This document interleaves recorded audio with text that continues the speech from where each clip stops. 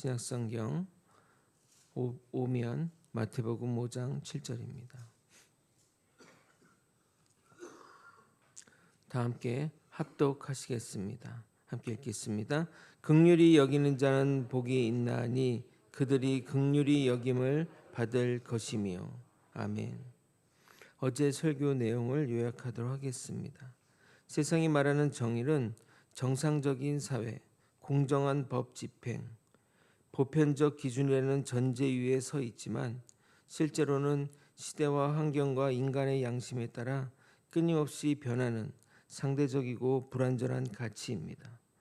반면 성경이 말하는 의는 인간 안에서 나오는 것이 아니라 하나님에게서 나온 것으로 하나님과의 바른 관계이며, 성경은 모든 인간이 죄인임으로써 스스로 의로울 수 없음을 선언하고 있습니다. 그래서 하나님은 율법을 통해 죄를 깨닫게 하시고 궁극적으로 예수 그리스도를 하나님의 의로 주셔서 믿는 자를 의롭게 하셨습니다.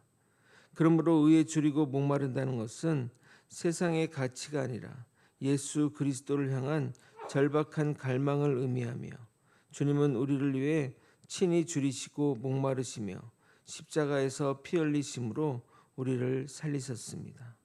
따라서 성도는 더 이상 세상의 것에 목마르지 않고 오직 예수 그리스도를 갈망하며 그분 안에서 참된 만족과 영원한 생명을 누려야 하는 것입니다.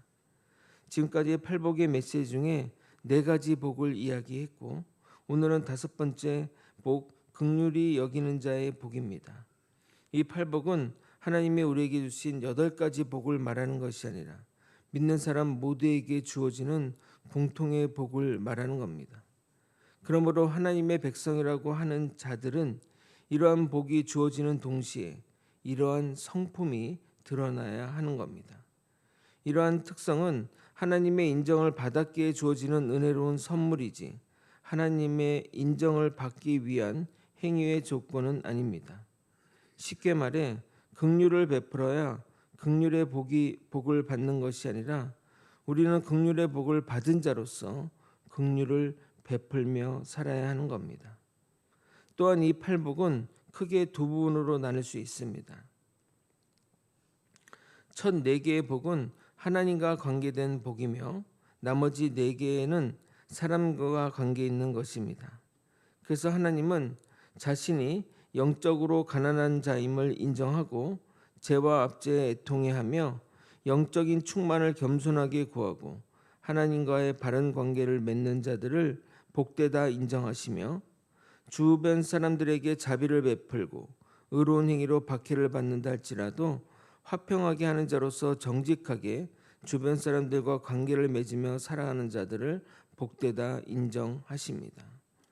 오늘은 팔복의 5번째 복, 긍휼의 어원적 의미가 무엇인지 알아보고 하나님께로 주어지는 긍휼의 복이 어떤 것이며 무슨 의미인지 살펴보도록 하겠습니다. 은혜의 시간이 되길 예수 그리스도 이름으로 소원합니다. 오늘 여러분과 함께 나눌 긍휼은 많이 쓰지 않는 단어이다 보니 뜻 전달이 명확하지 않습니다. 긍휼의 국어사전적 의미는 어려운 처지에 있는 사람을 가엾게 여겨서 돕다라는 의미입니다.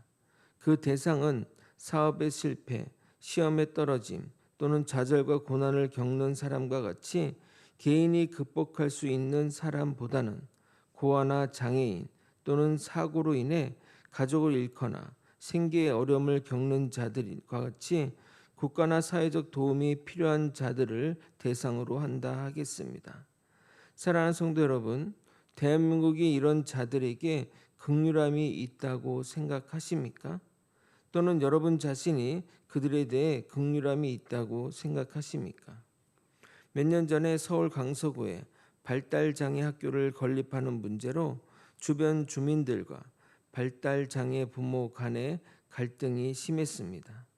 제발 학교를 세워달라고 학부모 전체가 주민들에게 무릎을 꿇어 호소하므로 문제 해결의 돌파구가 마련되었지만 실상은 그만한 대가를 치르고 얻은 성과물입니다.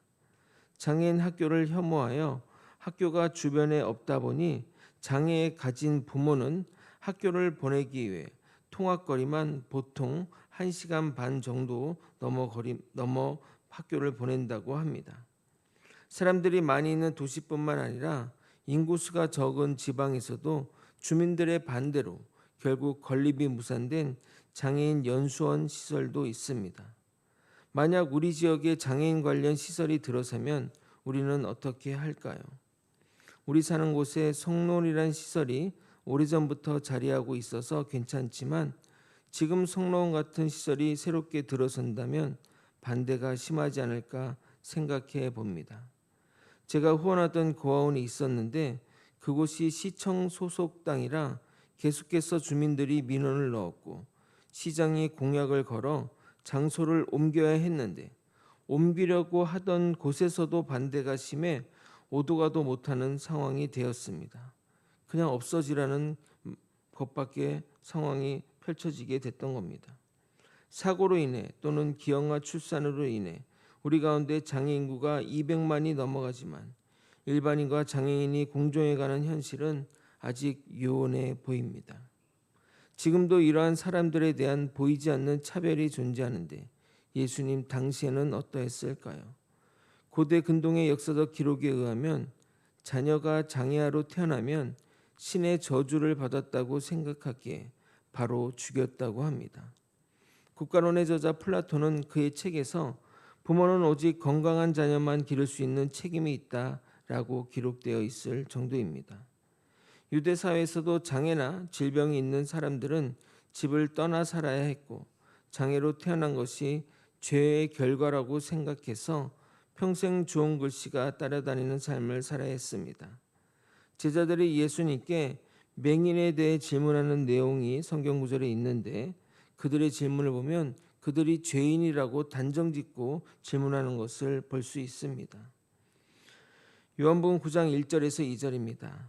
예수께서 길을 가실 때에 날 때부터 맹인된 사람을 보신지라 제자들이 물어 이르되 라삐여 이 사람이 맹인으로 난 것이 누구의 죄로 인함이니까 자기니까 그의 부모니까. 그뿐만 아니라 그 당시 사람들은 죄인이라고 여겨지던 사람과 상종도 하지 않았습니다. 그 죄인의 목록에는 장애인도 포함되어 있습니다. 마태복음 9장 10절에서 11절을 여러분이 한번 읽어보도록 하겠습니다. 함께 읽겠습니다. 시작. 예수께서 마태의 집에서 앉아 음식을 잡수실 때에 많은 세리와 죄인들이 와서 예수와 그의 제자들과 함께 앉았더니 바리새인들이 보고 그의 제자들에게 이르되 어찌하여 너희 선생은 세리와 죄인들과 함께 잡수시느냐. 여기 10절에 죄인들이란 감옥이나 또 전과자나 범죄자를 말하는 것이 아니라 로마에 협조한 자들이나 장애인이나 부정한 자들을 말하는 것이라고 학자들은 공통으로 말합니다. 심지어 선한 사마리아의 비유에서도 보면 종교인조차도 부정하다는 이유로 사고로 다친 자를 돌보지 않았다는 겁니다. 그러므로 예수님 당시의 긍휼은 너무나도 낯선, 아니 개념조차 없는 내용인 것입니다. 아마도 제자들도 팔복의 메시지 가운데 가장 생경한, 가장 낯선 이야기가 긍휼의 복일 겁니다. 예수님, 긍휼하라고요? 긍휼이 뭡니까? 라고 물어볼 정도로 말입니다. 그럼 성경이 말하는 긍휼은 무엇일까요? 긍휼에 해당하는 헬라어 엘레오스란 단어가 히브리어로 어떤 의미로 쓰였는지 알면 긍휼의 의미를 정확하게 파악할 수 있습니다. 긍휼에 해당하는 히브리어는 라함과 헤세드가 있습니다. 긍휼은 두 가지 차원에서 이루어지는데 이 단어들과 연관이 있습니다. 먼저 첫 번째 차원은 긍휼의 단어 라함과 의미가 연결되는데 상대방의 처지를 깊이 이해하고 그들의 입장에서 슬픔을 느끼는 것입니다. 영어로는 compassion이라고 말합니다. 상대방 입장에서 공감해주고 그들의 상황을 이해하는 것이 쉬운 일인 것 같지만 결코 그렇지 않습니다. 한국은 하루에 자살하는 인원이 30명, 일일 평균 30명인데 OECD 국가 중에 독보적인 일입니다. 그런데 그 사람의 마음에 공감해주는 한 명의 사람만 있다면 자살률은 현격하게 떨어진다고 합니다. 그런데 그 한 명의 사람이 없다는 것이 지금의 결과물을 초래했으니 얼마나 안타까운 현실입니까? 성경은 우리에게 명확하게 이렇게 말하고 있습니다. 로마서 12장 15절 즐거워하는 자들과 함께 즐거워하고 우는 자들과 함께 울라. 제가 처음 소망교회 청빙 설교하러 왔을 때 교회 옆면에 적힌 이 성경 구절을 보고 얼마나 마음이 행복했는지 아십니까?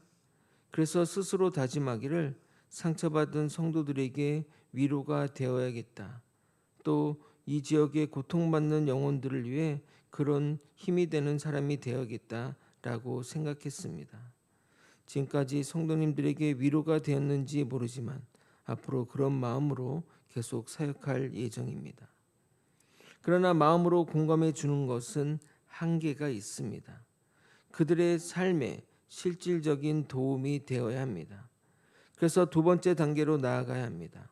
두 번째 단계인 긍휼은 상대방의 감정에 공감할 뿐만 아니라 상대방의 어려움을 타개하기 위해 실제적인 행동을 하는 것을 말합니다. 야고보서 2장 15절에서 16절을 여러분이 한번 읽어보도록 하겠습니다. 시작. 만일 형제나 자매가 헐벗고 일용할 양식이 없는데 너희 중에 누구든지 그에게 이르되 평안히 가라 덥게 하라 배부르게 하라 하며 그 몸에 쓸 것을 주지 아니하면 무슨 유익이 있으리요. 어려움을 겪고 있는 상대에게 실질적인 도움을 주는 것이 바로 헤세드이며 뜻은 자비, 인자, 은혜라고 해석됩니다. 사실 이 헤세드는 인간의 속성이 아닌 하나님께 속한 속성입니다. 왜냐하면 하나님의 헤세드는 영원하기 때문입니다. 인간이 베풀 수 있는 헤세드는 한계가 분명히 존재합니다. 생각해 보십시오. 여러분에게 누군가 똑같은 실수나 잘못, 더 나아가 피해를 끼친다면 그 자를 얼마나 용서할 수 있겠습니까? 보통 최대 3번이고 그것도 가족에 한해서 가능한 것 아니겠습니까? 물론 사람마다 편차가 있겠지만 상대방의 반복되는 실수나 잘못에 관해 반복적인 자비를 베풀기란 쉽지 않습니다. 그러나 하나님의 세드는 우리를 용서하시고 구원으로 이끄셔서 우리를 자녀 삼아 주셨습니다. 주님의 용서는 끝이 없고 주의 인자는 한량 없습니다. 이런 무한하신 긍휼에 감사하며 다른 사람에게 긍휼을 베푸는 자리에 나서야 하는 것이 본문이 말하는 긍휼인 겁니다. 우리가 마태복음 18장에서 1만 달란트 탕감받은 자가 자신에게 100데나리온 빚진 자에게 인색하게 행동하는 걸 보면서 여러분은 어떻게 저런 매정한 사람이 있을 수 있는가라고 생각했을 것입니다. 너무한다 생각했다면 우리 또한 그런 존재임을 깨닫고 우리에게 붙여진 사람들에게 주님의 헤세드를 실천해야 하는 겁니다. 우리가 그렇게 주님의 뜻을 실천할 때 우리는 하나님의 헤세드를 깨달은 자라고 할 수 있는 것입니다. 이어서 긍휼히 여기는 자에게 주어지는 복을 살펴보겠는데 그들이 긍휼히 여김을 받을 것이며라고 말하고 있습니다. 이 본문의 정확한 의미가 무엇일까요? 긍휼히 여김을 받다의 헬라어 동사 엘레에데손타이는 미래 수동태로 쓰여 있습니다. 이것을 신적 수동태라고 말하는데 긍휼을 베푸시는 자는 하나님이시며 그 시점이 미래임을 나타내고 있습니다. 그러므로 마태복음 5장 7절에서 말하는 긍휼을 베푸는 자의 복은 인간에게 긍휼을 베푼 자가 다른 인간에게 긍휼히 여김을 받는다는 의미가 아니라 하나님으로부터 긍휼히 여김을 받는다는 의미입니다. 즉 하나님이 우리를 긍휼히 여기신다는 겁니다. 언제요? 심판 때의 말입니다. 야고보서 2장 13절은 이렇게 말합니다. 긍휼을 행하지 아니하는 자는 긍휼이 없는 심판이 있으리라. 긍휼은 심판을 이기고 자랑하느니라. 마태복음 6장 14절 15절을 보겠습니다. 너희가 사람의 잘못을 용서하면 너희 하늘 아버지께서도 너희 잘못을 용서하시려니와 너희가 사람의 잘못을 용서하지 아니하면 너희 아버지께서 너희 잘못을 용서하지 아니하시리라. 사랑하는 성도 여러분, 잘 들으시기 바랍니다. 앞에서 우리는 본질상 긍휼의 마음이 없다고 했습니다. 그러나 구원에 이르면서 우리에게 긍휼의 마음이 심겨진 것입니다. 그러므로 우리 구원받은 자는 긍휼의 마음이 자연스럽게 생겨서 우리가 남들에게 긍휼을 베풀 수 있는 것입니다. 그런데 우리에게 긍휼함이 전혀 없다면 우리가 구원받았음을 의심해야 하는 겁니다. 우리가 주님의 마음을 닮아가는 성화의 과정 속에서 이 긍휼의 마음이 드러나야 하는 겁니다. 구원받은 주님의 자녀가 잔인하다? 그것은 말이 되지 않습니다.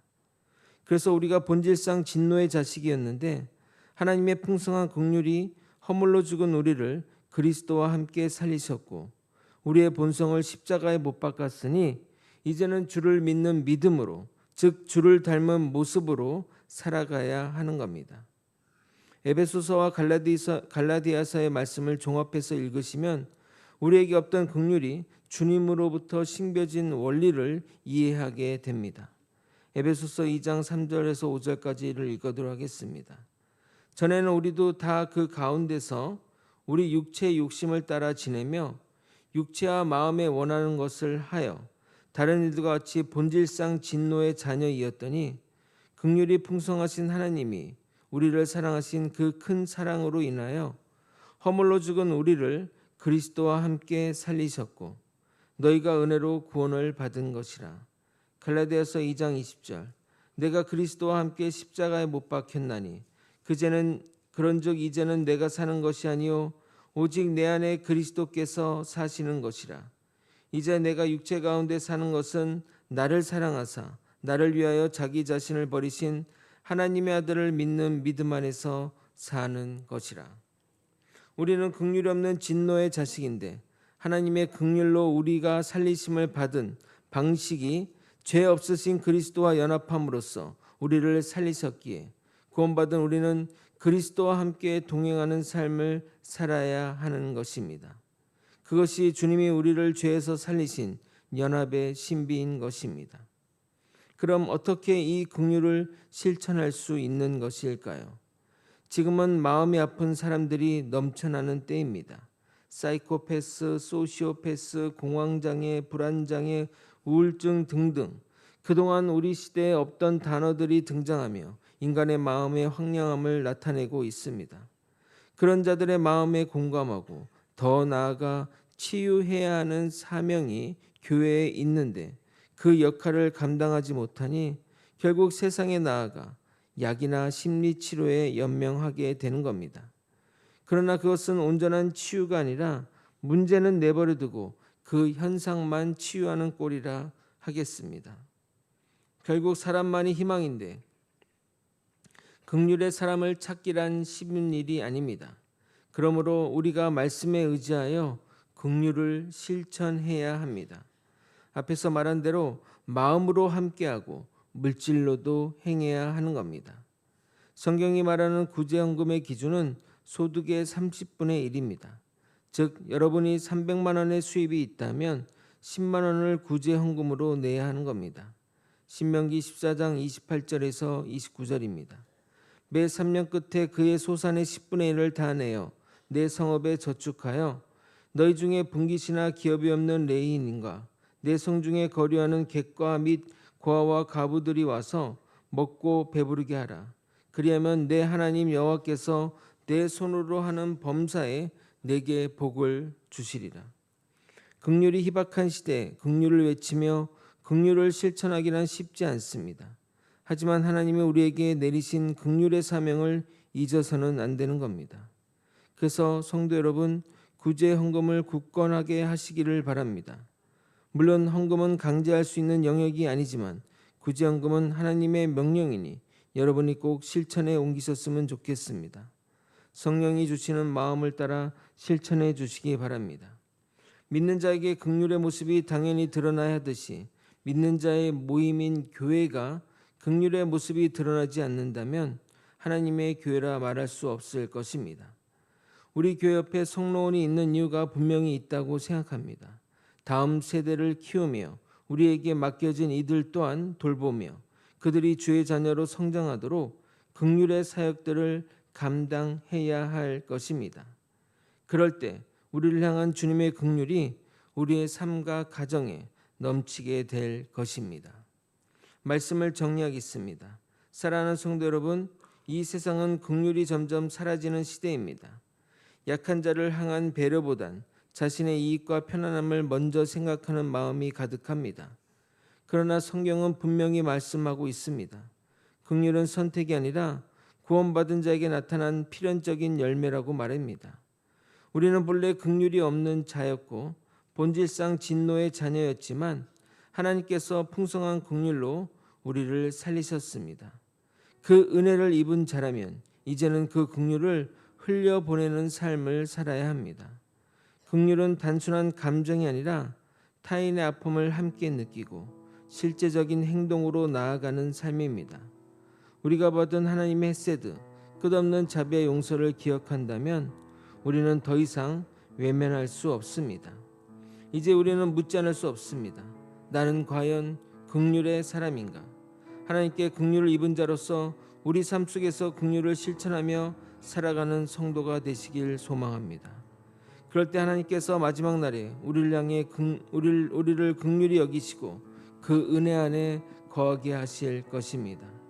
항상 주의 은혜를 생각하며 우리에게 맡겨진 자들에게 긍휼을 실천하는 저와 여러분이 되시길 예수 그리스도 이름으로 축원드립니다. 아멘. 함께 찬양하고 기도의 자리로 나가도록 하겠습니다.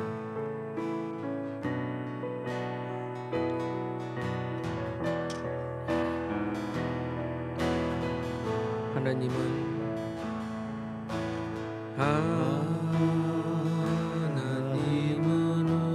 우리의 피난처가 되시며 환난 중에 우리의 힘과 도 다시 한번 찬양하겠습니다. 하나님은 우리의 하나님은 우리의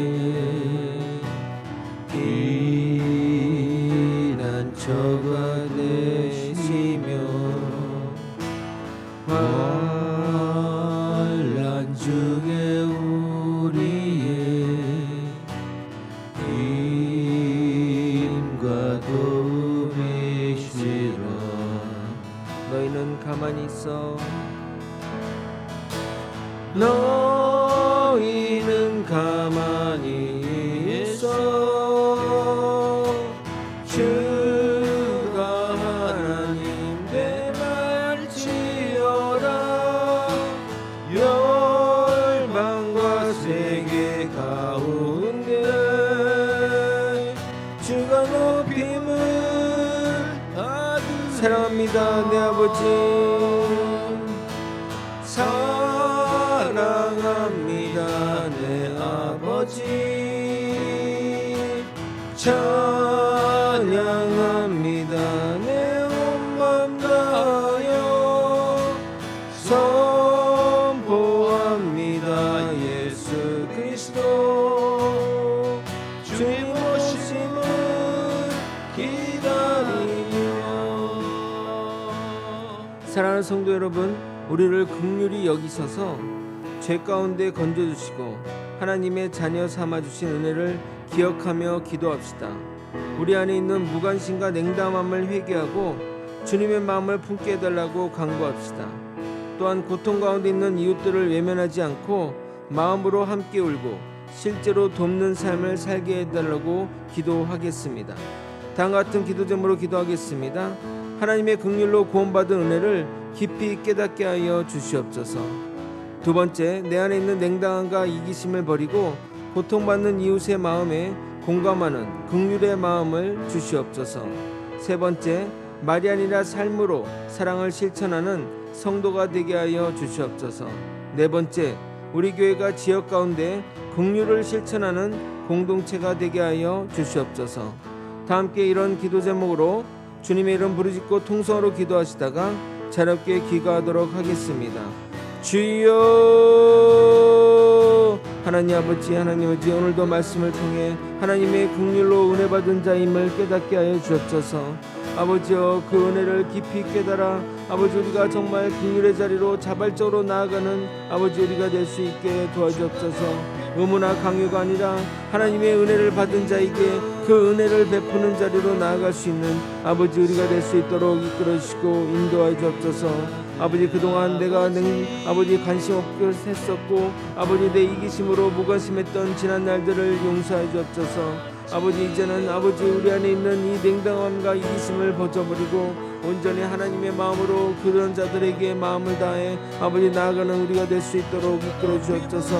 아버지 말이 아니라 삶으로 사랑을 실천하는 성도가 되게 도와주옵소서. 아버지여 아버지 정말 오히려 아버지 하나님 삶으로 실천하는 게 더 쉬운 일입니다. 마음으로 공감하는 것이 더 어려운 일일 수도 있습니다. 아버지 우리에게 있는 이 냉담함과 이기심을 버리게 도와주시고 긍휼 없음을 아버지 다시 한번 깨닫고 주님의 큰 은혜 가운데 살아가는 우리가 될 수 있도록 이끌어 주시고 인도하여 주옵소서. 아버지 또한 이 일이 우리 개인의 일로만 끝나지 않게 도와주시고 아버지 우리 교회가 이런 일들에 더욱더 힘을 내고 애를 쓰며 하나님의 뜻 가운데 살아갈 수 있도록 도와주옵소서. 아버지여 긍휼의 사역은 우리가 반드시 해야 될 사역임을 깨닫게 도와주옵소서. 그래서 주변에 어렵고 힘든 자들의 아버지 마음으로 힘써주면서 하나님 아버지의 도움을 받으며 살아가는 우리가 될 수 있도록 이끌어 주시옵소서. 아버지여 그래서 우리도 금식합니다. 금식으로 모은 헌금으로 아버지의 어려운 이들을 돕는 우리가 될 수 있도록 도와주시옵소서. 아버지 삶의 여러 가지 어려움과 고난 속에 있는 성도들이 있습니다. 그들의 삶을 외면하지 않게 도와주시고 우리가 정말 하나님의 자녀로서 그 삶을 실천하는 우리가 될 수 있도록 이끌어 주시옵소서. 인도하여 주시옵소서. 하나님의 큰 뜻 가운데 아버지 우리의 모든 삶이 너의 길을 소망하오니 주님 역사하시고 붙들어 주시옵소서. 아버지여 긍휼의 사명들을 아버지 다시 한번 생각합니다. 아버지 우리가 정말 하나님의 뜻을 실천하고자 하는데 아버지 우리가 어떤 일들을 해야 될지 생각나게 하시고 하나님의 뜻을 따라 순종하며 나아가는 아버지 우리가 될 수 있게 도와주시옵소서. 주님 붙들어 주시옵소서. 우리의 사명들을 되새기게 도와주시고 우리가 주어진 일들을 어떻게 감당해야 되는지 깨닫는 아버지 우리가 될 수 있도록 도와주시옵소서. 주님 붙들어 주시옵소서. 아버지 우리 교회가 해야 될 사명들이 생각나게 하시고 아버지 정말 우리 교회가 한마음 한뜻으로 이 모든 일들에 나아갈 수 있도록 이끌어 주시고 인도하여 주시옵소서.